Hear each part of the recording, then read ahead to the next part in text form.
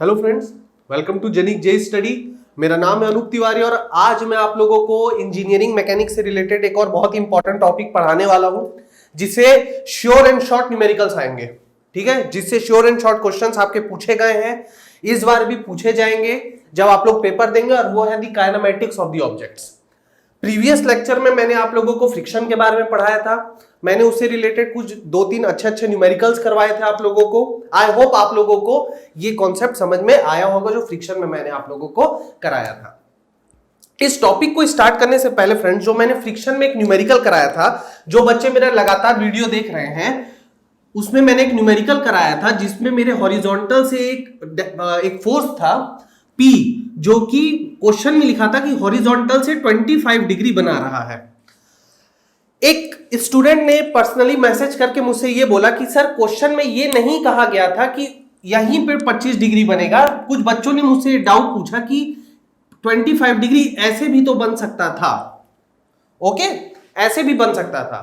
देखिए फ्रेंड्स, अगर आप लोग वो जो क्वेश्चन पढ़ेंगे, इसमें जो P की वैल्यू निकालनी थी, आई थिंक 300 न्यूटन इसका वेट था, I am not sure, but question ऐसा था कि जो आपका फोर्स है वो हॉरिजॉन्टल से 25 डिग्री इंक्लाइंड है, मतलब 25 डिग्री एंगल बना रहा है।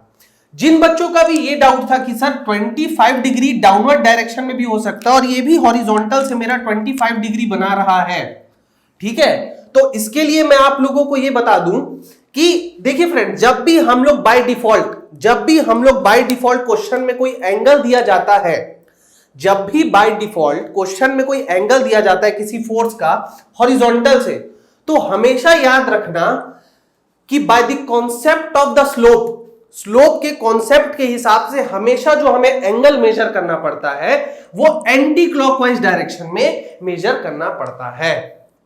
ओके, देखिए एक्चुअली क्या था क्वेश्चन, एक्चुअली आपका क्वेश्चन जो था, देखिए बहुत ध्यान से समझेंगे आप लोग। आपका जो फोर्स लग रहा था हॉरिजॉन्टल से कुछ इस डायरेक्शन में लग रहा था फ्रेंड्स, ठीक है, मैंने ऐसा लिया। कुछ बच्चों का डाउट था कि सर वो ये भी हो सकता था। बिल्कुल हो सकता था फ्रेंड्स, बिल्कुल हो सकता था, लेकिन क्वेश्चन में क्योंकि सिर्फ ये कहा गया था कि हॉरिजॉन्टल से 25 डिग्री है, तो देखिए फ्रेंड्स क्या होता है, कोऑर्डिनेट ज्योमेट्री में हम लोग एक कॉन्सेप्ट के बारे में पढ़ते थे जब हम क्लास 11th में थे, और वो था स्ट्रेट लाइंस। ठीक है, तो स्ट्रेट लाइन में जो कॉन्सेप्ट था वो ये था फ्रेंड्स कि स्ट्रेट लाइन में जब आप लोग एंगल लेते हैं स्ट्रेट लाइन का, यानी कि जब उसके स्लोप की बात करते हैं, तो हमेशा हॉरिजॉन्टल एक्सिस से एंटी क्लॉकवाइज डायरेक्शन में उसे मेजर किया जाता है। ठीक है फ्रेंड्स, तो अगर मैं इसे एक्स एक्सिस मानूं और कोई एक फोर्स अगर क्वेश्चन में दिया है कि वो 25 डिग्री इंक्लाइंड है, तो फ्रेंड्स वो 25 डिग्री तो हॉरिजॉन्टल से ये भी बन सकता था, ठीक है, वो ये भी बन सकता था, लेकिन बाय डिफॉल्ट हमें कौन सा लेंगे, हम ये वाला लेंगे। क्यों लेंगे फ्रेंड्स, क्योंकि पॉजिटिव एक्स एक्सिस से एंटी क्लॉकवाइज डायरेक्शन में लेना है, तो ये रहा पॉजिटिव एक्स एक्सिस और ये रहा, ये एंटी क्लॉकवाइज डायरेक्शन है फ्रेंड्स, तो ये हो गया अपना 25 डिग्री। ठीक है, ये बहुत इंपॉर्टेंट कॉन्सेप्ट है। मैं थैंक यू कहता हूं उस स्टूडेंट को जिसने ये सवाल मुझसे पूछा। कभी कभी ऐसा होता है फ्रेंड्स कि हम कुछ इंपॉर्टेंट कॉन्सेप्ट बताना भूल जाते हैं, हालांकि मैंने इस कॉन्सेप्ट के बारे में बताया था आप लोगों को, बट इस टाइप के डाउट्स मुझे बहुत खुश करते हैं फ्रेंड्स। पर्सनली मुझे इतनी खुशी होती है जब बच्चे मुझसे इस टाइप की डाउट पूछते हैं, क्योंकि वो उस क्वेश्चन को उस नजरिए से देख पाते हैं, एक सॉल्यूशन सोच पाते हैं। ओके, तो देखिए फ्रेंड्स, अगर मैं इस, मान लीजिए ये भी एक फोर्स है P डैश, अगर मैं इसका एंगल मेजर करना चाहूं तो ध्यान रखिए फ्रेंड्स, वो 25 डिग्री नहीं होगा, वो पॉजिटिव एक्स एक्सिस से ये वाला एंगल होगा। ठीक है, अगर ये 25 डिग्री है तो ये हो जाएगा 180 माइनस 25 डिग्री, और उस हिसाब से जो एंगल ये आएगा 155 डिग्री आएगा ये। ओके, तो उस हिसाब से जो हम लोग हॉरिजॉन्टल एंड वर्टिकल में जो कंपोनेंट लेंगे, ओके, वो 155 डिग्री के रिस्पेक्ट में लेंगे। ओके फ्रेंड्स, आई होप आप लोगों को समझ में आ रहा होगा। अगर मैं इस फोर्स की बात कर रहा हूं तो ये हो जाएगा आपका 205 डिग्री। ठीक है, तो ये वाला जो फोर्स है 205 डिग्री, इस फोर्स का जो रिजॉल्व होगा हॉरिजॉन्टल एक्सिस पे और वर्टिकल एक्सिस पे विथ रिस्पेक्ट टू 205 डिग्री होगा। मतलब आप लोगों को ये बात ध्यान रखना है कि आप जो भी एंगल लेंगे वो पॉजिटिव एक्स एक्सिस से लेंगे एंटी क्लॉकवाइज डायरेक्शन में बाय डिफॉल्ट। ठीक है, तो ये जो डाउट था फ्रेंड्स वो मैं कमेंट सेक्शन में नहीं लिख सकता था, काफी ये मैंने सोचा कि मैं इसे आप लोगों के सामने समझा दूं तो वो ज्यादा बेटर रहेगा।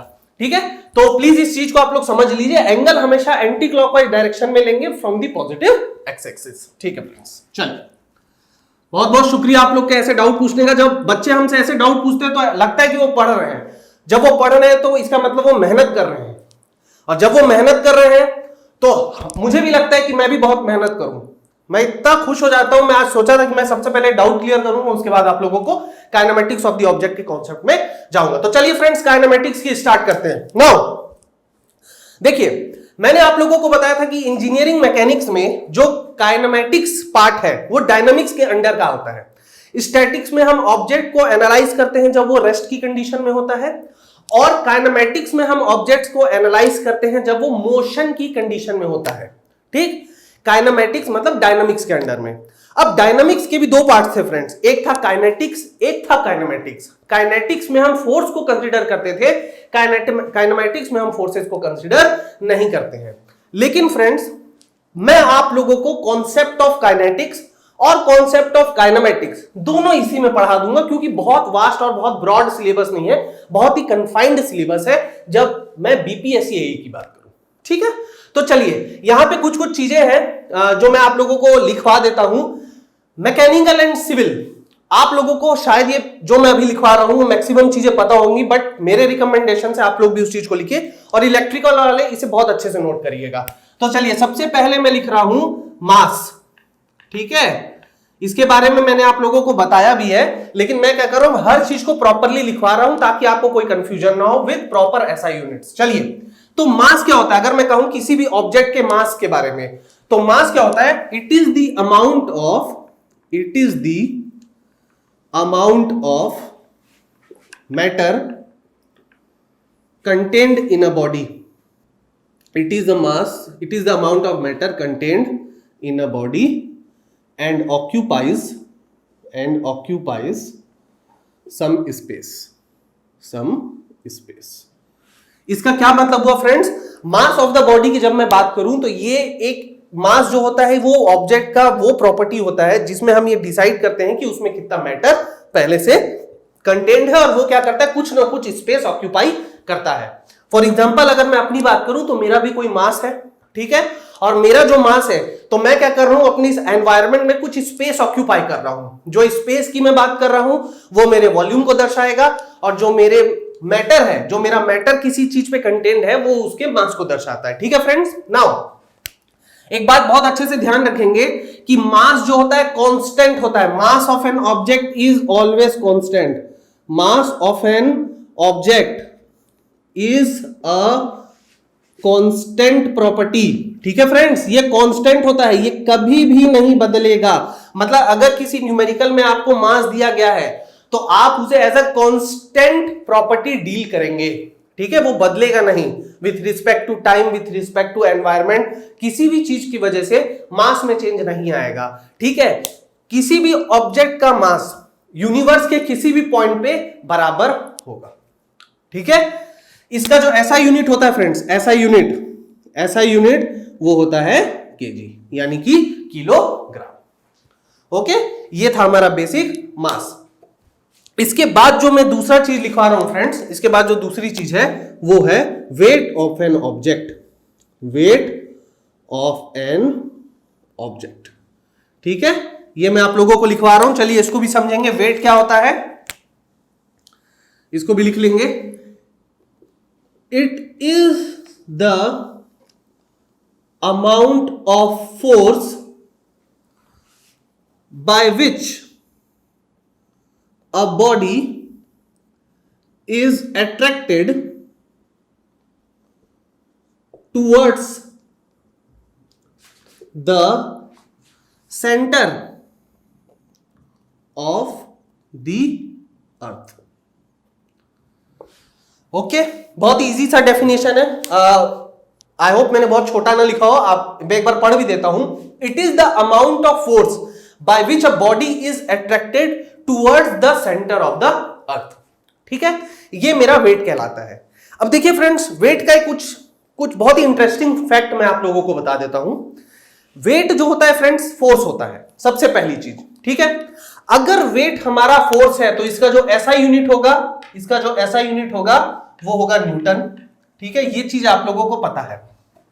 बट यहां पे जो मेरा वेट होता है, जो भी हम वेट की बात करते हैं, हम ये मान के चलते हैं कि एक ऐसा फोर्स है जिसकी वजह से पृथ्वी पर रखी सारी चीजें उस फोर्स से पृथ्वी के सेंटर में खिंचा रही हैं। मतलब ये एक ऐसा बल लग रहा है किसी ऑब्जेक्ट पे जो कि बल उसको पृथ्वी के सेंटर तक ले जाना चाह रहा हो। ठीक, तो अगर मैं किसी भी ऑब्जेक्ट का वेट की बात करूं तो इसका जो मैथमेटिकल फॉर्मूला होता है वो होता है mass into acceleration due to gravity. अगर आप लोगों को एक्सलरेशन के बारे में कोई कॉन्सेप्ट नहीं पता है तो घबराने की बात नहीं, मैं सब आज के क्लास में पढ़ाने वाला हूं। ये आपका फॉर्मूला है और इसको मैं अगर बहुत अच्छे से लिख दूं तो ये हो जाएगा weight is equal to m into g. ठीक है फ्रेंड्स, ये आपका फॉर्मूला है जहां पे g जो होता है वो होता है 9.81 मीटर पर सेकेंड स्क्वायर। ठीक है, ये एक एक्सलरेशन है, इसका ऐसा यूनिट मीटर पर सेकंड स्क्वायर होता है। मैं ये सारी चीजें भी अलग से लिखवा दूंगा आप लोगों को। अभी आप बस ये ध्यान रखिए कि वेट का जो फॉर्मूला होता है वो mass into acceleration due to gravity के बराबर होता है। ठीक है, अब देखिए फ्रेंड्स, यहां पे एक बहुत इंटरेस्टिंग फैक्ट है, वो ये है कि आपकी जो एक्सलरेशन ड्यू टू ग्रेविटी है, बहुत ध्यान से समझिए, आपका एक्सलरेशन ड्यू टू ग्रेविटी है, ये वैल्यू सिर्फ और सिर्फ अर्थ के लिए है, यानी पृथ्वी के लिए। ठीक है, फॉर एग्जाम्पल अगर मेरा वेट यहां पे 750 न्यूटन है, ठीक है, अगर मेरा वेट यहां पे 750 न्यूटन है तो दूसरे ग्रहों में वो अलग हो जाएगा। पृथ्वी में लगभग 200, पृथ्वी से कंपैरिजन में अगर मैं सन में चला जाऊंगा तो लगभग 270 गुना बढ़ जाएगा। ठीक है, मून पे चला जाऊंगा तो 6 गुना कम हो जाएगा। क्यों? क्योंकि एक्सलरेशन ड्यू टू ग्रेविटी की वैल्यू अलग अलग प्लैनेट्स पे चेंज होते रहती है। ठीक है, इसलिए अगर आप मून पे जाएंगे तो आप हल्का फील करेंगे, लेकिन अगर आप जुपिटर पे चले जाएंगे तो आप अपने आप को बहुत भारी फील करेंगे। ठीक है फ्रेंड्स, तो आप लोगों को ये कॉन्सेप्ट याद रखना है, लेकिन एक बेसिक न्यूमेरिकल के कॉन्सेप्ट के लिए आपको बस इतना ध्यान रखना है कि एक्सलरेशन ड्यू टू ग्रेविटी की वैल्यू 9.81 मीटर पर सेकंड स्क्वायर होती है। ठीक है, बहुत इजी फ्रेंड्स। चलिए, जो तीसरी चीज मैं लिखवाना चाहता हूं वो मैं लिखवा सकता हूं आप लोगों को इनर्शिया। इसको लिख लीजिए, इनर्शिया। ठीक है, क्या होता है इनर्शिया? आप लोगों ने सुना होगा इनर्शिया के बारे में। अगर आप लोग थोड़ा ध्यान दें तो न्यूटन फर्स्ट लॉ में कुछ इनर्शिया के बारे में आप लोगों ने सुना होगा। तो चलिए मैंने उसको भी पढ़ा देता हूं। Inertia, it is an inherent property of the body which tends to keep it under rest or in the state of motion। मैंने अपने वर्ड्स में लिखा है, हो सकता है कुछ ग्रामेटिकल मिस्टेक हो फ्रेंड्स, पर कॉन्सेप्ट में मेरी कोई गड़बड़ी नहीं है। देखिए फ्रेंड्स, इनर्शिया क्या होता है? इनर्शिया एक इनहेरेंट प्रॉपर्टी होती है। मैंने लिखा है यहां पे इनहेरेंट का मतलब ये होता है फ्रेंड्स कि वो ऑटोमेटिकली उस बॉडी पर प्रेजेंट होती है। ठीक है, पहली चीज। दूसरी चीज ये है कि इनर्शिया वो प्रॉपर्टी होती है किसी भी बॉडी की जिसपे अगर बॉडी रेस्ट पे है तो उसे रेस्ट पे रहने को कंपेल करेगी, और अगर बॉडी मोशन पे है तो उसे मोशन पे रहने पर ही कंपेल करेगी। मतलब अगर कोई ऑब्जेक्ट अपने इनर्शिया स्टेट में है तो वो उसी स्टेट को क्या करेगा? लगातार फॉलो करता रहेगा। ठीक है, और इसी इनर्शिया के कॉन्सेप्ट से ही न्यूटन का फर्स्ट लॉ भी आया था। वो सारी चीजें हम डिस्कस करेंगे आज के लेक्चर में। ठीक है, चलिए, तो आपने अपने इनर्शिया भी पढ़ लिया। अब इसके बाद जो प्रॉपर्टी मैं आप लोगों को पढ़ाऊंगा, एकदम बेसिक पढ़ा रहा हूं फ्रेंड्स। ठीक है, सब चीजें लेकिन आपको पता होनी चाहिए। ओके, जो चौथा चीज होगा आपका वो मैं लिखवा दे रहा हूं, मोमेंटम। ठीक है, सब कुछ लिखते जाइए फ्रेंड्स, नोट्स बनाते जाइए। मोमेंटम, क्योंकि जब मैं इससे रिलेटेड न्यूमेरिकल कराऊंगा तो ऐसा नहीं होना चाहिए कि सर मोमेंटम क्या है, हमें तो पता नहीं आप न्यूमेरिकल करा रहे हैं। ओके, तो चलिए मोमेंटम। ठीक है, मोमेंटम को लिख लीजिए, it is the product of, ऐसे ना लिख के हम लिख सकते हैं, the momentum of a body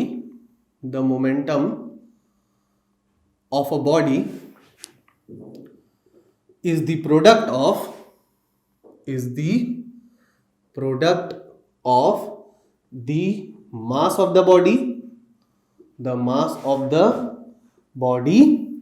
and its velocity. Okay, बहुत ही इजी सा है फ्रेंड्स ये चीज, बहुत ध्यान रखिए, हर चीज को आप लोगों को इसमें ध्यान से समझना है। मोमेंटम किसी बॉडी के बारे में अगर मैं कह रहा हूं कि अगर मैं किसी बॉडी के मोमेंटम के बारे में समझाना चाह रहा हूं, तो बॉडी की जो मोमेंटम होती है वो उस बॉडी के मास इनटू उस बॉडी के वेलोसिटी के बराबर होती है। इसका मतलब यह है फ्रेंड्स कि अगर मैं आपसे कहूं कि मोमेंटम मैं किसी बॉडी के लिए डिफाइन करना चाहता हूं, तो वो body in state of motion होनी चाहिए। The body must be in state of motion, the body must be in state of motion. Okay, देखिए फ्रेंड्स, बहुत इजी सा कॉन्सेप्ट है। मैंने आप लोगों को बताया कि जो मोमेंटम होता है, मोमेंटम वो होता है, जो मोमेंटम, मैं इसको अच्छे से लिख दे रहा हूं, मोमेंटम वो होता है मास इनटू वेलोसिटी। ये मेरा क्या हो गया फ्रेंड, ये मेरा एक मैथमेटिकल टर्म हो गया, मैथमेटिकली मैंने इसको लिख दिया। अब देखिए फ्रेंड्स, मैंने आपसे कहा था कि जो मास होती है बॉडी की वो कांस्टेंट होती है, वो चेंज नहीं होती। लेकिन अगर किसी बॉडी के पास वेलोसिटी है, तो वेलोसिटी का मतलब यह है कि वो in the state of motion है। यानी कि अगर मैं मोमेंटम की बात कर रहा हूं, तो मोमेंटम का मतलब यह है कि मैं उसे तभी डिफाइन कर पाऊंगा जब बॉडी मेरा क्या होगी, इन स्टेट ऑफ मोशन होगी। ओके फ्रेंड्स, तो अगर body in state of motion है और उसका मोमेंटम मैं डिफाइन कर रहा हूं मास इनटू वेलोसिटी, तो इसका जो ऐसा यूनिट होगा, बहुत ध्यान से देखिए फ्रेंड्स, ऐसा यूनिट, आई होप आप लोग इसको बहुत इजीली निकाल लेंगे। ऐसा यूनिट, ठीक है, मोमेंटम का क्या होगा, देखिए मास का होता है केजी और वेलोसिटी का क्या होता है मीटर पर सेकंड। तो ये हो गया फ्रेंड्स केजी मीटर पर सेकंड। ये क्या हो गया, इसका एसआई यूनिट हो गया। ठीक है, ये सारी चीजें जो मैं आप लोगों को लिखवा रहा हूं बेसिक्स, वो आप लोग याद रखेंगे, बहुत इंपॉर्टेंट है। ओके, चलिए पांचवा प्रॉपर्टी जो मैं लिखवा रहा हूं किसी भी ऑब्जेक्ट का, उसको क्या कहते हैं, उसको कहते हैं, पांचवा प्रॉपर्टी लिखेंगे डिस्टेंस। ठीक है, पांचवा प्रॉपर्टी। आई नो ये सब आप लोगों के लिए बहुत इजी है, लेकिन जब मैं अपने न्यूमेरिकल्स बनाऊंगा तब आप लोग को समझ में आएगा कि चीजें इतनी आसान होती नहीं है जितना वो दिखती हैं, लेकिन प्रॉपर कॉन्सेप्ट के साथ आप उसे सीख सकते हैं। चलिए, तो पांचवा चीज जो है मेरा वो है डिस्टेंस। ठीक है, चलिए डिस्टेंस के बारे में भी समझ लेते हैं हम लोग। डिस्टेंस क्या होता है, ओके, देखिए फ्रेंड्स, चलिए मैं लिख रहा हूं, समझते हैं डिस्टेंस क्या होता है। The total length covered from initial to final position of a body is called the distance of the body।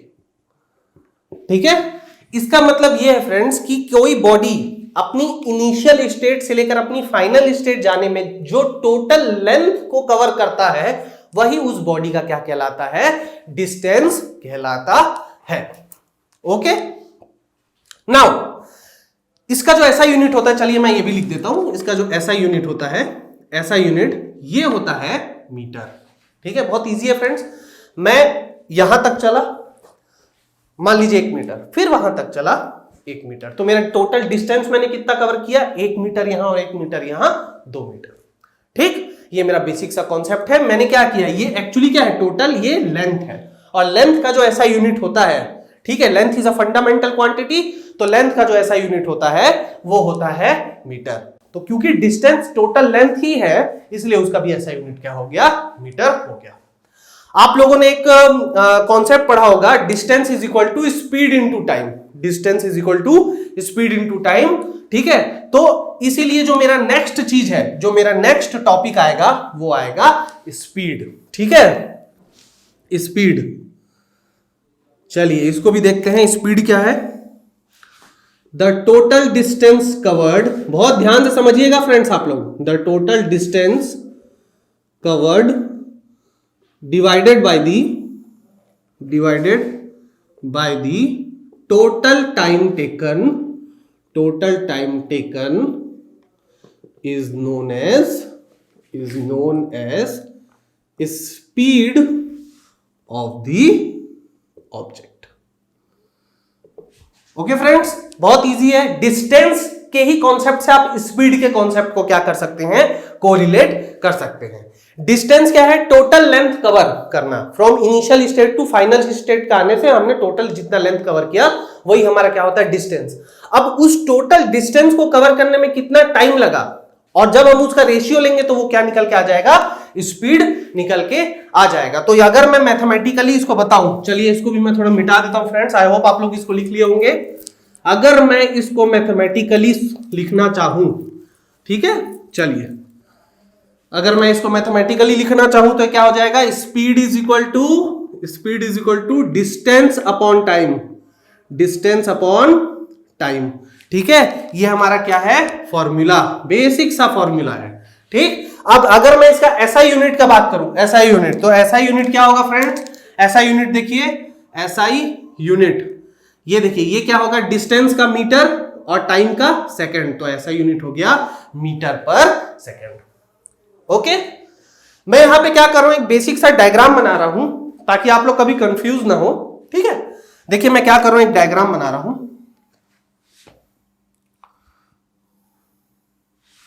ये ठीक है, मैं जब छोटा था तो मैं कंफ्यूज हो जाता था कि यार speed is equal to distance upon time होता है कि distance is speed upon time होता है कि इनटू होता है। तो मेरी मदर ने, I was in class 7th, तो मेरी mother, she is also a teacher, तो मेरी मदर ने मुझे सिखाया था फ्रेंड्स, उन्होंने मुझे एक छोटा सा ट्राइंगल सिखाया था। कभी कभी कुछ छोटी चीजें कितना वैल्यू कर सकती हैं। ओके, ये डिस्टेंस, स्पीड, टाइम, ठीक है। ओके, ये बहुत ईजी है। ठीक है, मैं आप लोगों के साथ भी इसको शेयर कर रहा हूं, कुछ अच्छी मेमोरीज भी हैं मेरी इसके साथ, क्योंकि ये मेरी मदर से रिलेटेड है। ओके, तो इसको मैं लिख सकता हूं, जो आपका स्पीड, देखिए फ्रेंड्स, अगर मैं आपको कहूं डिस्टेंस, तो ये देखिए, जो एक साथ है वो मल्टीप्लाई होंगे, जो ऊपर नीचे है वो डिवाइड होंगे। ओके, बहुत ध्यान से देखिए कितना इजी है फ्रेंड्स। अगर मैं आप लोगों को बोल रहा हूं डिस्टेंस लिखना चाहूं, तो डिस्टेंस के अलावा स्पीड और टाइम क्या है, एक साथ है, यानी एक ही हॉरिजॉन्टल लाइन पे है, तो डिस्टेंस हो जाएगा आपका स्पीड इनटू टाइम। ठीक, अगर मैं स्पीड की बात करूं, स्पीड, तो ये देखिए ऊपर नीचे है, डिस्टेंस टाइम, तो डिस्टेंस अपॉन टाइम। और अगर मैं टाइम की बात करूं तो क्या हो जाएगा, ये हो जाएगा डिस्टेंस अपॉन स्पीड। कितना इजी है फ्रेंड्स, कितना इंटरेस्टिंग है। कुछ छोटी छोटी चीजें कितना हमारे लिए इंटरेस्टिंग बन सकती है। तो आप इस डायग्राम को चाहे तो बना लीजिए अगर आपका मन हो तो। ये काफी इंटरेस्टिंग है फ्रेंड्स। ठीक है, अगर आप इस टाइप से डायग्राम बनाएंगे तो आप कंफ्यूज नहीं होंगे। ठीक है, कई बार ऐसा होता है फ्रेंड्स, मेरे साथ हो जाता था, मैं कंफ्यूज हो जाता था। अभी प्रैक्टिस और तजुर्बे के साथ मैंने उस चीज को सीख लिया, ओवरकम कर लिया। लेकिन अगर इलेक्ट्रिकल के जो मेरे स्टूडेंट्स हैं, अगर वो कंफ्यूज ना हो तो उनके लिए मैंने एक डायग्राम बना लिया है, एक पिरामिड जैसा। आप क्या करेंगे, डिस्टेंस, स्पीड, टाइम को लिख देंगे, और जो भी क्वांटिटी को ले रहे हैं उसके अलावा आप देखिए कि वो सेम हॉरिजॉन्टल लाइन पे है, रेशियो के तौर पे है। ओके, तो आप इसको ऐसे भी याद कर सकते हैं। ठीक है फ्रेंड्स, तो चलिए नेक्स्ट चीज को लेके चलते हैं। स्पीड के बाद आता है हमारा डिस्प्लेसमेंट। चलिए तो हम लोग अब पढ़ते हैं displacement. Genic Prime is the new features by Genic Education, where you will get 450 plus video series questions explanation, Prime Facebook group for doubt solving, assignments, live sessions and many more. If you are interested, then visit website and join quickly. For any query, call on 9837933283. चलिए friends, तो अब हम लोग क्या करते हैं, अब हम लोग किसके बारे में पढ़ेंगे फ्रेंड्स, डिस्प्लेसमेंट के बारे में। डिस्प्लेसमेंट, ठीक है। चलिए इसके बारे में भी हम लोग पढ़ते हैं। डिस्प्लेसमेंट क्या होता है, एक होता है था फ्रेंड्स डिस्टेंस, एक होता है डिस्प्लेसमेंट, दोनों में फर्क होता है फ्रेंड्स। ठीक है, कैसे मैं आप लोगों को अभी इस डायग्राम में बताता हूं। चलिए, डिस्प्लेसमेंट क्या होता है, it is the shortest distance between the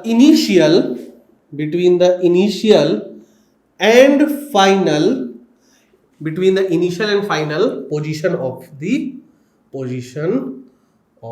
an object। आप इसे ऐसे लिख सकते हैं। ठीक है फ्रेंड्स, देखिए डिस्टेंस में क्या था, इनिशियल और फाइनल पोजीशन तक जो भी टोटल लेंथ को कवर किया गया वो मेरा डिस्टेंस था।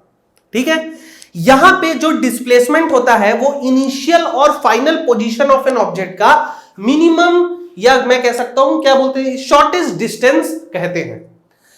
देखिए फ्रेंड्स, क्यों ये चीज अलग है मैं आप लोगों को बताता हूं। मैं एक जगह लिख रहा हूं डिस्टेंस और एक जगह लिख रहा हूं मैं डिस्प्लेसमेंट।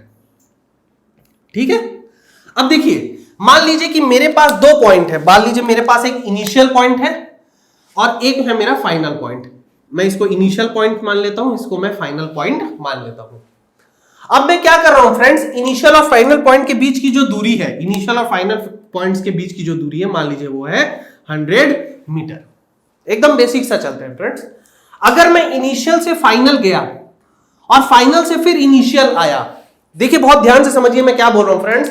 अगर मैं इनिशियल पोजीशन से फाइनल पोजीशन गया और उसके बाद फिर मैं फाइनल पोजीशन से इनिशियल पोजीशन में वापस आ गया, तो यहां पे आप लोग देखिए कि यहां पे जो टोटल डिस्टेंस है वो कितना हुआ, 100 मीटर जाना 100 मीटर आना, तो टोटल हो गया 200 मीटर।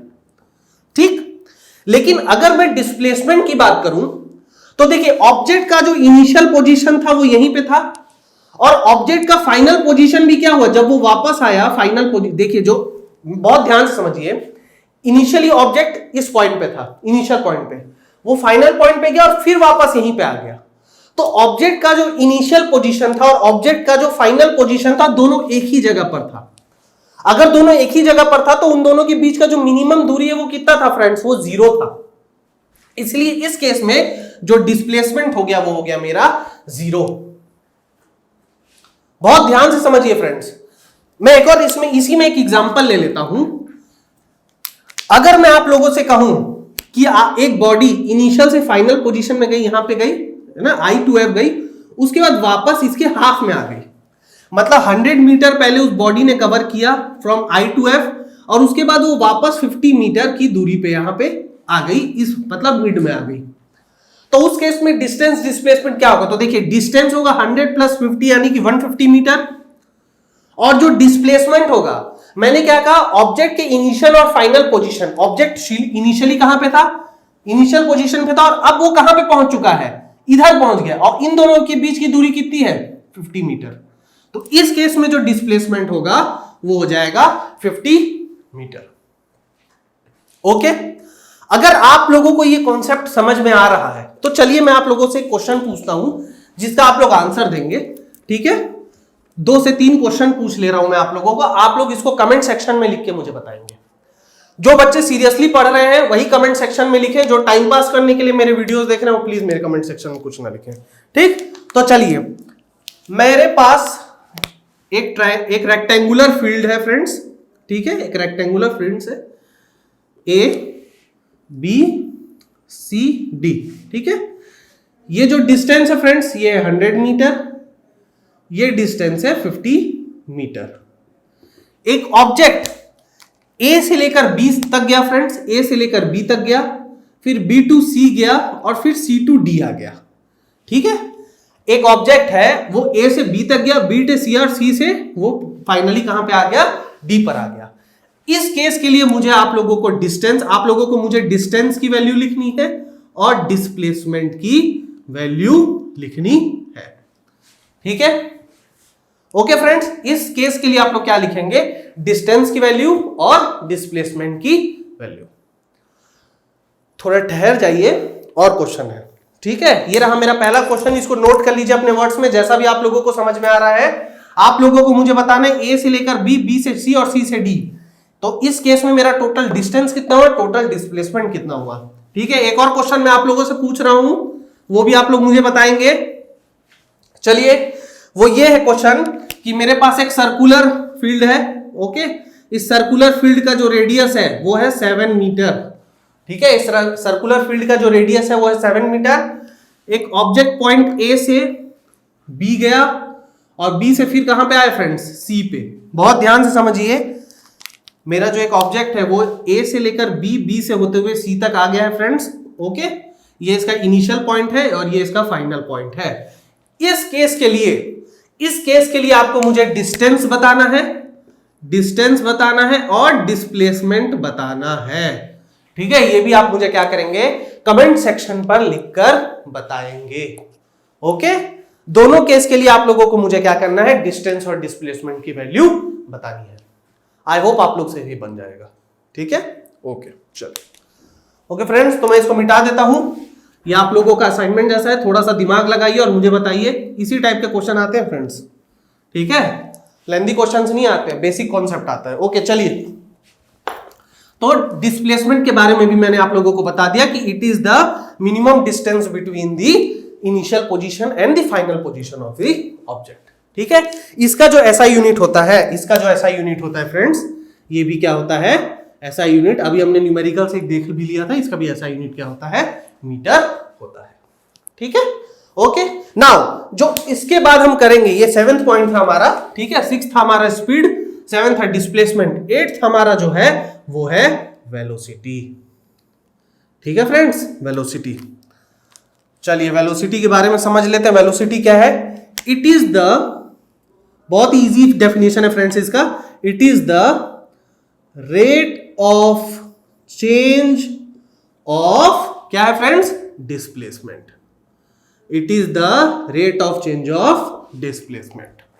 ठीक, इसका क्या मतलब हुआ, देखिए फ्रेंड्स, मैकेनिक्स की भाषा में जब भी ये आप सुनेंगे रेट, इसके बारे में, तो यहां पे रेट का मतलब दाम नहीं होता है। ठीक है, कॉस्ट वाला रेट नहीं है फ्रेंड्स, ये रेट का मतलब होता है डिवाइडेड बाय टाइम।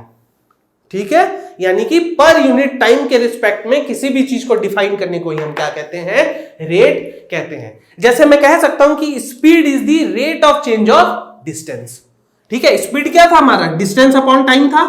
ठीक है, तो मैं ये कह सकता था कि speed is the rate of change of distance. उसी तरह से मैंने वेलोसिटी को क्या लिखा है friends, velocity is the rate of change of displacement. तो अगर ये डिस्प्लेसमेंट का रेट ऑफ चेंज है, इसका मतलब क्या है, अगर मैं वेलोसिटी v से डिनोट करता हूं तो ये हो जाएगा डिस्प्लेसमेंट अपॉन टाइम। ठीक है फ्रेंड्स, इसका एकदम बेसिक सा फॉर्मूला है, इसे भी आप लोग क्या करेंगे, याद कर लेंगे। ओके, जो वेलोसिटी होता है वो होता है डिस्प्लेसमेंट अपॉन टाइम। ठीक है, अब अगर वेलोसिटी का डिस्प्लेसमेंट अपॉन टाइम है तो इसका जो SI यूनिट होगा, SI यूनिट वो क्या होगा फ्रेंड्स, मीटर पर सेकंड, क्योंकि डिस्प्लेसमेंट का भी क्या था SI यूनिट, मीटर। और जब SI यूनिट डिस्प्लेसमेंट का भी मीटर था और टाइम तो हमारा एक ही है, तो वो क्या हो जाएगा, मीटर पर सेकंड हो जाएगा। अब वेलोसिटी भी मीटर पर सेकंड है, स्पीड भी मीटर पर सेकंड था। No doubt displacement and distance अलग अलग चीज थी, जिसकी वजह से आपका स्पीड और वेलोसिटी भी अलग अलग हो गया। लेकिन अगर मैं उसे फिजिकल सेंस में और अच्छे से समझाना चाहूं आप लोगों को, तो आप लोग को मैं कैसे समझा सकता हूं स्पीड और वेलोसिटी के बीच में डिफरेंस, वो ये है फ्रेंड्स कि speed is a scalar quantity. Very important, speed आपका स्केलर क्वांटिटी होता है, यानी कि स्पीड के केस में हम लोग सिर्फ उसके मैग्नीट्यूड पर बात करते हैं, उसके डायरेक्शन पर कोई भी बात नहीं करते। ओके, लेकिन जो हमारा वेलोसिटी होता है, वेलोसिटी जो होता है, velocity is a vector quantity. बहुत ध्यान से समझेंगे, वेलोसिटी जो हमारा होता है वो हमारा वेक्टर क्वांटिटी होता है। इसका मतलब यह है कि यहां पे वेलोसिटी की पॉजिटिव एंड नेगेटिव वैल्यू दोनों एग्जिस्ट करेगी। पॉजिटिव एंड नेगेटिव वैल्यू दोनों एग्जिस्ट करेगी का क्या मतलब है, दोनों एग्जिस्ट करेगी का मतलब यह है कि वो हम with respect to a plane deal करेंगे। अगर हमारा पॉजिटिव डायरेक्शन में वेलोसिटी होगी तो उसे प्लस मैग्नीट्यूड के साथ लेंगे, अगर वो नेगेटिव डायरेक्शन के साथ होगी तो उसे हम क्या लेंगे, नेगेटिव मैग्नीट्यूड के साथ लेंगे। ओके फ्रेंड्स, आई होप आप लोगों को यह चीज समझ में आ रहा होगा। ये चीज समझना बहुत जरूरी है फ्रेंड्स, क्योंकि अब मैं जब आप लोगों को क्या कराऊंगा, अभी मैं आज के लेक्चर में तो सब आपको बेसिक्स बताऊंगा, नेक्स्ट लेक्चर में जब मैं आपको इक्वेशंस ऑफ मोशन और न्यूटन लॉ से रिलेटेड जब न्यूमेरिकल्स कराने लगूंगा और मैं इसको अच्छे से पढ़ाऊंगा फ्रेंड्स, मैं इसमें नहीं चाहता कि एक भी क्वेश्चन आपसे छूटे पर्सनली। ठीक है, मैं बहुत अच्छी अच्छी चीजें आप लोगों को पढ़ाने वाला हूं, बहुत मजा आने वाला है। ठीक है, न्यूमेरिकल्स के क्वालिटी आप देखेंगे, मजा आ जाएगा आपको सॉल्व करने में। ठीक, तो ये चीजें मैं नहीं चाहता कि जब आप लोग पढ़ें तो आप लोगों को किसी भी तरह का कंफ्यूजन हो। ठीक है, तो ये रहा आपका वेलोसिटी का क्या हुआ, बेसिक डेफिनेशंस। तो वेलोसिटी मेरा एक वेक्टर क्वांटिटी है। अब जब वेलोसिटी के बारे में पढ़ ही लिए हैं तो भाई बचा हुआ क्या चीज बचा, अब हम लोग के पास आता है नेक्स्ट टॉपिक, बिल्कुल सही सोच रहे हैं आप लोग, एक्सलरेशन। ठीक है, अब हम लोग क्या पढ़ेंगे, एक्सलरेशन। चलिए नेक्स्ट टॉपिक लिखेंगे एक्सलरेशन।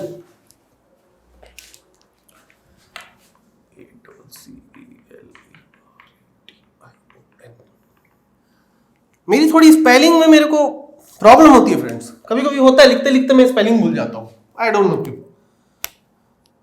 थोड़ा गधा हूं, लिटरली मैं बहुत बड़ा गधा हूं। चलिए एक्सलरेशन के बारे में पढ़ते हैं। एक्सलरेशन क्या होता है फ्रेंड्स, देखिए एक्सलरेशन का अगर मैं बेसिक डेफिनेशन दूं तो वो एकदम बेसिक मैं आप लोगों को सिखाना चाह रहा हूं। It is the rate of change of velocity. ठीक है, it is the rate of change of velocity, मतलब मैं आप लोग से ये कहना चाह रहा हूं, मैंने देखिए यहां पे लिखा है रेट, मतलब विथ रिस्पेक्ट टू टाइम। मैं आप लोगों को यहां पे बताना चाह रहा हूं कि वेलोसिटी का चेंज होना विथ रिस्पेक्ट टू टाइम, वही मेरा क्या कहलाता है, एक्सलरेशन कहलाता है। ओके, नाउ अगर मैं इसको प्रॉपरली मैथमेटिकल तरीके से लिखना चाहूं, ठीक है, अगर मैं प्रॉपरली इसको मैथमेटिकल तरीके से लिखना चाहूं तो देखिए एक्सलरेशन जो होता है ACCELERATION, एक्सलरेशन होता है, वो होता है change in velocity with respect to time. ठीक है, ये आपका बेसिक सा क्या बन गया, फॉर्मूला बन गया। ठीक है, अगर मैं इसको और सिंप्लीफाई करके लिखना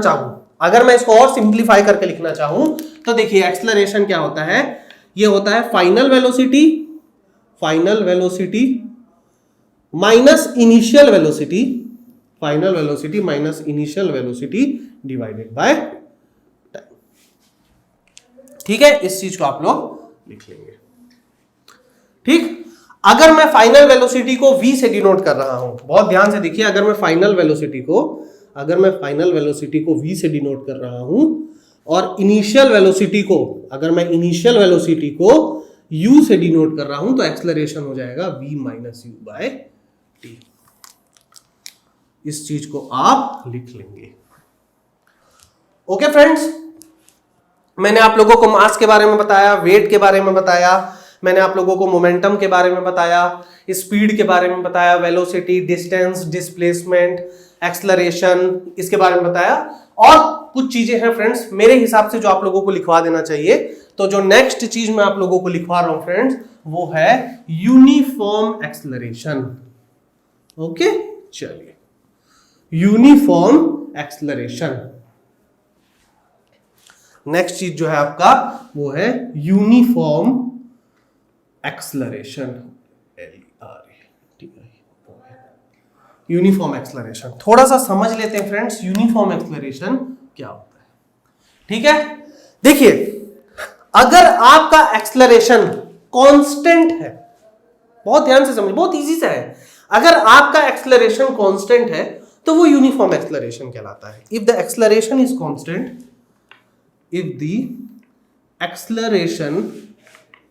if the acceleration is constant, it is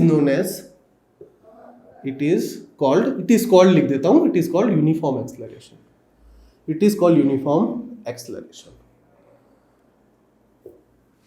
ठीक है, ये डेफिनेशन बिल्कुल वैसा ही है जैसे मैं कहूं कि मीठी भात कितनी मीठी है, आप बोलेंगे मीठी है।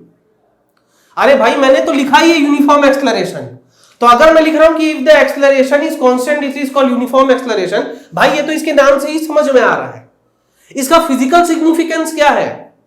ठीक है, अगर मैं आपसे पूछूं भाई कि इसका फिजिकल सिग्निफिकेंस क्या है, तो क्या इस डेफिनेशन से आप मुझे बता पाएंगे? इस डेफिनेशन से आप मुझे नहीं बता पाएंगे।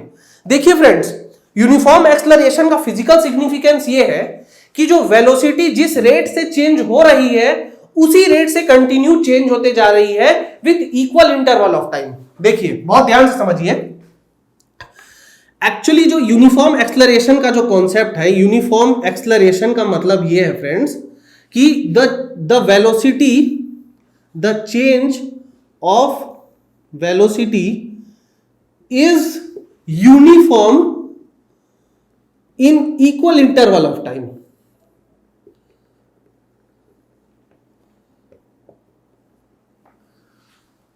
थोड़ा इस चीज को समझिए फ्रेंड्स। देखिए सबसे अच्छा एग्जाम्पल है, सबसे अच्छा इसका जो एग्जाम्पल है वो है the acceleration of free falling object. The acceleration of free falling, the acceleration of free falling object,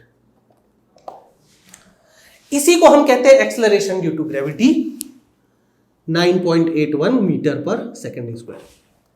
ये जो एक्सलरेशन होती है हमारी, ये हमारा क्या होता है फ्रेंड्स, यूनिफॉर्म रहता है जब भी कोई ऑब्जेक्ट किसी हाइट से नीचे गिरता है। और जरूरी नहीं है कि अगर कोई ऑब्जेक्ट हाइट से गिर रहा है तो ये एक्सलरेशन लगेगा, अगर मैं किसी चीज को ऊपर उछालता हूं तो भी यही एक्सलरेशन लगता है। अब यूनिफॉर्म एक्सलरेशन का कॉन्सेप्ट ये हो जाता है कि आपकी जिस रेट से वेलोसिटी चेंज हो रही थी कुछ इक्वल इंटरवल ऑफ टाइम में, कुछ इंटरवल ऑफ टाइम के लिए जैसे वेलोसिटी आपकी चेंज हो रही थी वैसे ही वो लगातार चेंज हो रही है उसी रेट पर। ठीक है, अगर मैं आपसे कह रहा हूं कि acceleration due to gravity 9.81 metre पर सेकेंड स्क्वायर है, तो एक्चुअली मैं इसे यही लिख सकता हूं 9.81 मीटर पर सेकेंड। इसका मतलब क्या है कि हर सेकंड वो इतनी वेलोसिटी में क्या आ रहा है, यूनिफॉर्मली चेंज हो रहा है। अगर मेरी ये वेलोसिटी यूनिफॉर्मली पर सेकंड 9.81 मीटर पर सेकंड की वेलोसिटी से चेंज हो रही है, तब ये एक्सलरेशन जो मेरा कहलाएगा वो कहलाएगा यूनिफॉर्म एक्सलरेशन। आई होप आप लोगों को अब ये चीज समझ में आ रहा है। यूनिफॉर्म का मतलब तो हुआ ही कि वो कांस्टेंट है, पर उसका फिजिकल सिग्निफिकेंस तो सोचिए फ्रेंड्स।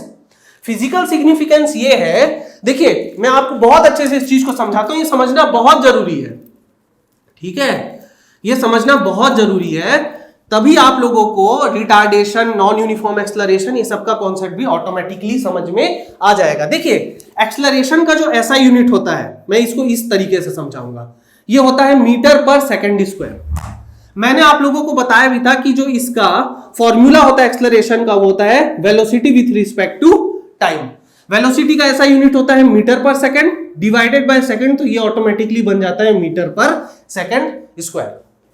अब यहां पे आप लोग थोड़ा ध्यान से देखिए, अगर मैं कह रहा हूं कि अगर कोई एक्सलरेशन है जो कि कांस्टेंट है 9.81 मीटर पर सेकेंड स्क्वायर, यानी कि इस एक्सलरेशन से पृथ्वी आपको अपने सेंटर पे खींच रहा है, तो इसका मतलब क्या हुआ? इसका मतलब ये हुआ कि इसको मैं कैसे लिख सकता था फ्रेंड्स, 9.81 मीटर पर सेकेंड, यानी कि हर सेकंड जो चेंज इन वेलोसिटी है वो आपका कांस्टेंटली मेंटेन हो रहा है। कितना रेट पे? 9.81 मीटर पर सेकेंड। मतलब हर सेकंड आपकी वेलोसिटी 9.81 मीटर पर सेकेंड बढ़ते जा रही है। और बढ़ते जा रही है का मतलब है कि इसको मैं पॉजिटिव लिखना चाह रहा हूं। इसका मतलब यह है कि आपका एक्सलरेशन, जो यूनिफॉर्म एक्सलरेशन या जो एक्सलरेशन है, वो भी क्या है? एक वेक्टर क्वांटिटी। ठीक है फ्रेंड्स, तो अगर ये चीज, इसका मतलब है, प्लस का मतलब है कि कोई ऑब्जेक्ट नीचे आ रहा है, और माइनस का मतलब है कि ऑब्जेक्ट अपवर्ड जा रहा है। ये चीज भी मैं क्या करूंगा, आप लोगों को प्रॉपर्ली समझाऊंगा। अभी बस आप ये समझिए कि यूनिफॉर्म एक्सलरेशन का मतलब ये है कि जो चेंज इन वेलोसिटी है पर सेकंड वो कांस्टेंट है, इसलिए वो जो एक्सलरेशन बन रहा है वो क्या बन रहा है? Uniform acceleration. अगर ये चीज कांस्टेंट नहीं रहेगी, चेंज होगी, तो वो क्या बन जाएगी ऑटोमेटिकली?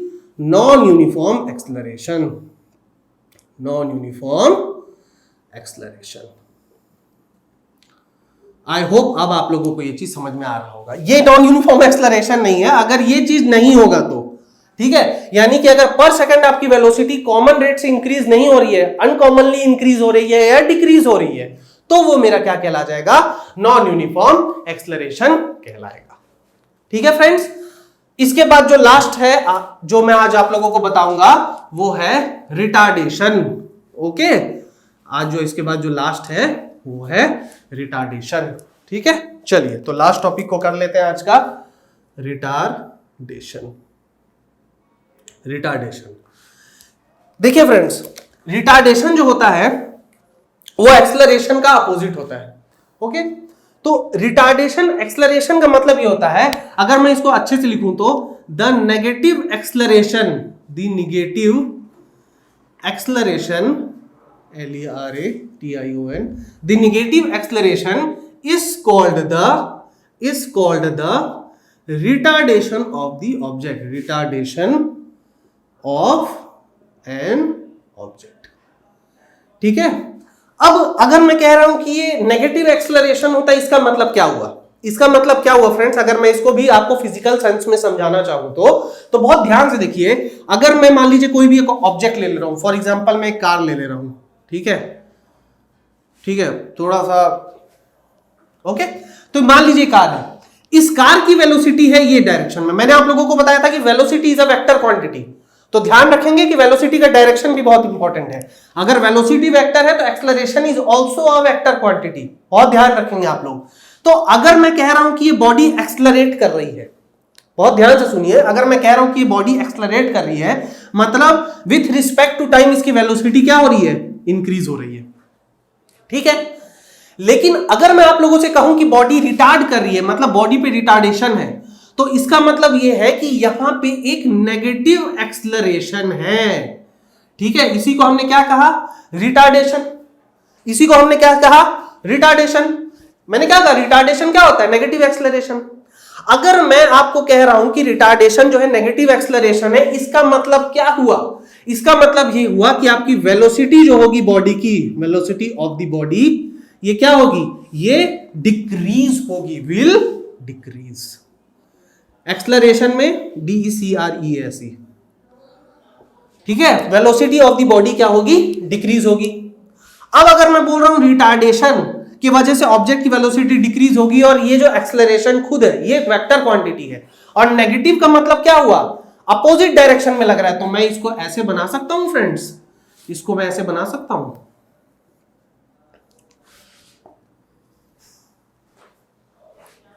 देखिए बहुत ध्यान से समझिए। मैंने आप लोगों से कहा इस डायरेक्शन में -a r के बराबर है। माइनस का मतलब डायरेक्शन अपोजिट हो जाएगा। मैंने इसको जैसे ही अपोजिट किया, ये नेगेटिव क्या हो गया? प्लस हो गया। तो इस डायग्राम से आप लोग क्या कह सकते हैं? इस डायग्राम से आप लोग ये कह सकते हैं कि जो रिटार्डेशन होता है वो वेलोसिटी के अपोजिट डायरेक्शन पे लगता है। Okay, retardation always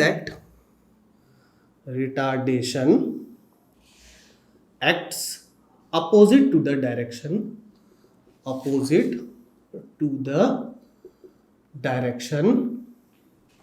of velocity। Okay, I hope अब आप लोगों को ये चीज समझ में आ रहा होगा। तो बहुत ध्यान से समझिए कि अगर मैं यूनिफॉर्म एक्सेलरेशन कह रहा हूं, अगर मैं नॉन यूनिफॉर्म एक्सेलरेशन कह रहा हूं, अगर मैं रिटार्डेशन कह रहा हूं, तो उसका फिजिकल सिग्निफिकेंस क्या है। अगर आप न्यूमेरिकल में किसी ऑब्जेक्ट का फिजिकल सिग्निफिकेंस समझ पाएंगे तो आप उस न्यूमेरिकल को बड़ी आसानी से सॉल्व कर पाएंगे। आप उसके डायरेक्शन को इंटरप्रेट कर पाएंगे। जब आप उसके डायरेक्शन को इंटरप्रेट कर पाएंगे तो साइन के साथ आप न्यूमेरिकल सॉल्व करेंगे तो 110% आपके न्यूमेरिकल के सॉल्यूशन सही आएंगे। तो रिटार्डेशन का मतलब ये होता है कि जिस भी डायरेक्शन में आपकी वेलोसिटी है उसके अपोजिट डायरेक्शन में एक्सेलरेशन लग रहा है, तो क्या होगा? पर सेकंड जो rate of change of velocity है वो डिक्रीज होते जाएगी। यानी कि जो ऑब्जेक्ट की वेलोसिटी है वो टाइम के साथ क्या होती जाएगी? कम होते जाएगी, और एक समय क्या होगा? एक समय वो बॉडी रेस्ट की कंडीशन में आ जाएगा। ठीक है फ्रेंड्स, ओके। आप चाहे तो एक और चीज इसमें ऐड कर सकते हैं, फोर्स। हालांकि मैंने फोर्स का भी कॉन्सेप्ट दिया है, force is the product of mass and acceleration. ठीक है, आप इसको लिख सकते हैं मास इनटू एक्सेलरेशन होता है। मतलब अगर इसमें कुछ एक्सेलरेशन लग रहा है या रिटार्डेशन लग रहा है तो इसमें कोई ना कोई एक्सटर्नल फोर्स आपका क्या हो रहा है? एक्ट हो रहा है। आप ये भी कह सकते हैं, क्योंकि बॉडी का तो कुछ मास है। ठीक है, नाउ आज के टॉपिक में मैंने आप लोगों को जो इंपॉर्टेंट चीजें बताई, जो कॉन्सेप्ट आप लोगों को समझाया, वो बहुत इंपॉर्टेंट है। इस कॉन्सेप्ट को बेस बना के हम लोग पढ़ेंगे न्यूटन लॉज ऑफ मोशन, और इस कॉन्सेप्ट को बेस बना के हम पढ़ेंगे इक्वेशंस ऑफ मोशंस के बारे में। तो नेक्स्ट लेक्चर में मैं आप लोगों को न्यूटन्स लॉ ऑफ मोशन और मैं आप लोगों को इक्वेशंस ऑफ मोशंस को बारे में पढ़ाऊंगा और उससे रिलेटेड हम अच्छे से न्यूमेरिकल सॉल्व करेंगे और अलग अलग वैरायटी के न्यूमेरिकल सॉल्व करेंगे, जितने भी टाइप के न्यूमेरिकल आपके एग्जाम में पूछे जा सकते हैं। ठीक है, तो चलिए फ्रेंड्स, आज के लिए हम लोग इतना ही करते हैं। नेक्स्ट लेक्चर में Newton's laws of motion and equation of motion को अच्छे से पढ़ेंगे विद फुल डेरिवेशन। बहुत इजी, इतना इजी डेरिवेशन कि आप सोच भी नहीं सकते, कभी याद नहीं करने की जरूरत पड़ेगी। ठीक है, तो अगर आप लोगों को मेरे वीडियो लेक्चर्स अच्छे लग रहे हैं फ्रेंड्स, तो प्लीज मेरी रिक्वेस्ट है आप लोग से कि ज्यादा से ज्यादा नंबर में देखें, कमेंट सेक्शन में कमेंट करें फ्रेंड्स। ठीक है, टाइम से रिलेटेड जिन बच्चों को इश्यू आ रहा है उन लोगों को मैं पहले से बता दूं कि क्योंकि मैं बहुत सारे बच्चों के लिए कर रहा हूं, लार्ज नंबर में से लोग देख रहे हैं, तो मैं कोशिश कर रहा हूं कि 40 मिनट, देखिए फ्रेंड्स, मैं 40 मिनट से ज्यादा किसी वीडियो को नहीं करता। मैं जो वीडियो बना रहा हूं इसे एडिट करके 40 मिनट किया जाता है। हम घंटों से पढ़ाते हैं और लिटरली उसमें बहुत एनर्जी लगती है हमारी, हम खुद कोशिश करते हैं। और अगर आप एट अ टाइम इतना कॉन्सेप्ट भी सीख रहे हैं तो बहुत सीख रहे हैं, और हड़बड़ाइए मत। अगर आप डर रहे हैं कि बीपीएससी तक सिलेबस कंप्लीट होगा या नहीं, तो फ्रेंड्स बीपीएससी तक तो सिलेबस कंप्लीट होगा, इस बात की गारंटी मैं लेता हूं, क्योंकि ये मेरा कोई पर्सनल चैनल नहीं है। I am doing my duty, ये मेरा वर्क है, ये मेरा टारगेट है, इसे मैं कंप्लीट करके ही रहूंगा। ठीक है, मैं बाकी टीचरों की तरह बीच मझधार में आपको छोड़ के नहीं जाऊंगा। ठीक है, मैंने आपसे कहा है कि 20 से 25 लेक्चर आपके ईएम के होंगे, तो 20 से 25 लेक्चर ही होंगे, उससे ज्यादा हो सकते हैं, उससे कम नहीं। ठीक है, तो नेक्स्ट लेक्चर में इसको कंटिन्यू करते हैं फ्रेंड्स। सेफ रहिए, घर में रहिए, बाहर ज्यादा मत निकलिए, अपने आप को सुरक्षित रखिए। जिंदा रहेंगे तो ही कंपटीशन एग्जाम देंगे। ठीक है, थैंक यू।